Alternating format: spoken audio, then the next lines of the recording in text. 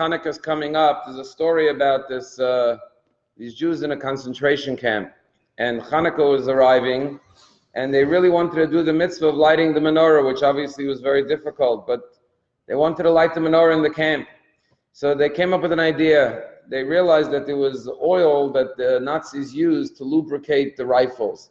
They managed to get one of the little jars of this oil that they used for lubrication, and then they took a piece of cloth and they ripped it up and they made wicks. And then, as the night of Hanukkah was approaching, they started to look around, where can we get some fire to light the menorah? And they noticed that there was some kind of a site where they had some coals burning at the edge of the camp. And so there was an 11-year-old child. They said to the child, you know, you go with one of the wicks, you're a small child, you'll go, you get a little fire, you'll bring it back, and we'll light the menorah in the camp. And there are many stories of actual Jews who lit the menorah in the camp. Heroically, miraculously. So this kid went, and he went out there and he went to the coal, he lit the fire on the wick, and suddenly one of the guards saw him. And he started to yell at him, and he grabbed him and he took away the wick and he dragged him back to the camp and put him back in the barrack. And the kid was crushed, he was destroyed, he was broken, wasn't able to light the menorah. There was an old man there amongst the Jews, and he said to him, I want to tell you something, young boy. He says, the miracle of Hanukkah was that a little cruse of oil that only had enough to burn for one day burned miraculously for 8 days. But tonight here in the concentration camp, we witnessed a greater miracle. We witnessed that we were able to light a menorah with no oil at all, with no fire at all. Because surely when God looked down upon us and all the effort and our attempt to try to light the menorah, in his eyes it was like it was the most beautiful menorah was lit. And the old man said to him, I don't know if I'm going to survive the camp, but if you survive the camps, tell the story. That Jews should know that sometimes with no oil at all, you could still light the menorah. Today is the 19th day of Kislev. It's a Chassidic holiday. It's the day that in 1798, Rav Scheiner Zalman of Liadi was liberated from Tsarist prison for the spreading of Chassidut. He was a disciple of the Baal Shem Tov who revealed the deeper teachings of Chassidut.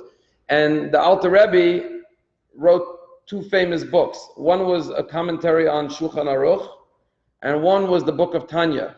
And his name as birth was given with Shnei Or, two lights, because he revealed the light of the code of Jewish law and the light of Chassidut.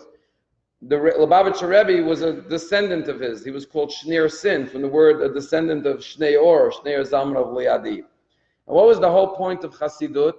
Starting with the Baal Shem Tov, who was born in 1698, and then the Alter Rebbe, who wrote the book of Tanya. The whole message was that even if we live in a progressively darkened state of exile, because as Jews were living in Tsarist Russia, things were very dark and very bleak for the Jews, the message of the Alter Rebbe and the Chassidut was that even if seemingly there's no oil, you could still light a fire.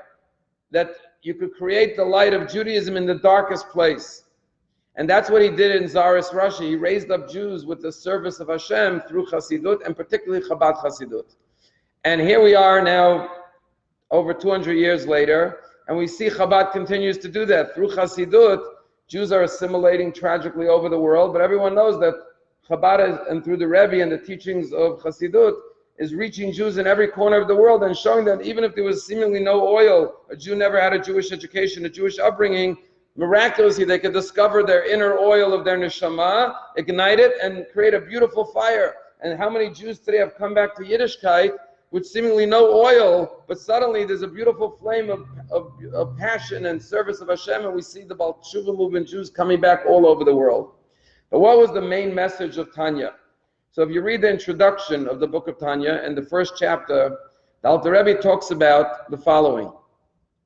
You know, there were many long trips that began with a few words. I know a shortcut. Sometimes we look for shortcuts in life, and it turns out to be a very long route because you were looking for a shortcut.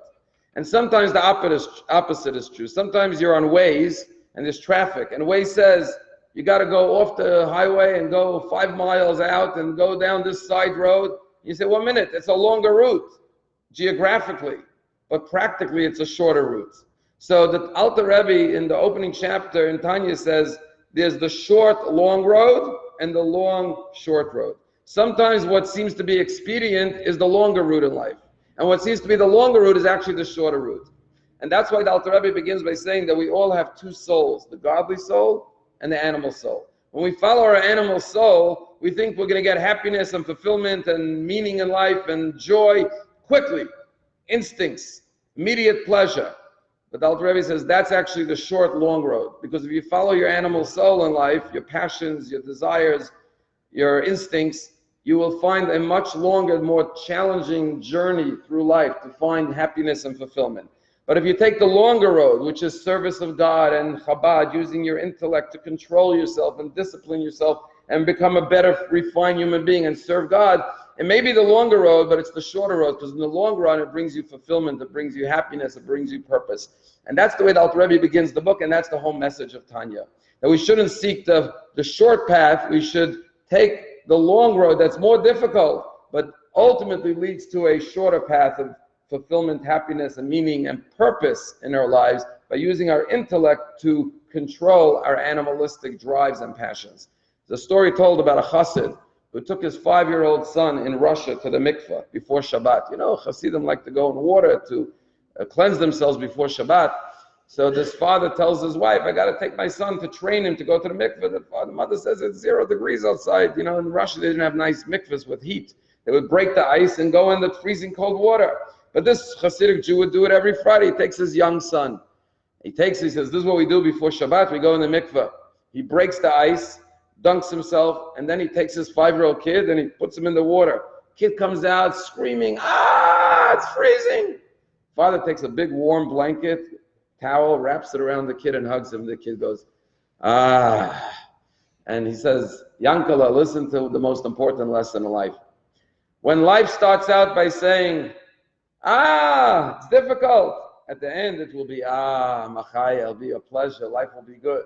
But if you start out with, it's good, later you'll be screaming, it's terrible, right? It's better to have the challenge up front and lead to a life of pleasure and joy. And that's what the bulk of Tanya teaches us, how to use our mind to lead a meaningful and fulfilling life. And so today is Yutas Kislev. It's a holiday not just for Chabad Chassidim, but anyone who is connected to Chassidut, and especially Chabad Chassidut, knows that it's the light of the oil that it is in the soul of every Jew that has awakened millions and millions of Jews and their connection to Hashem.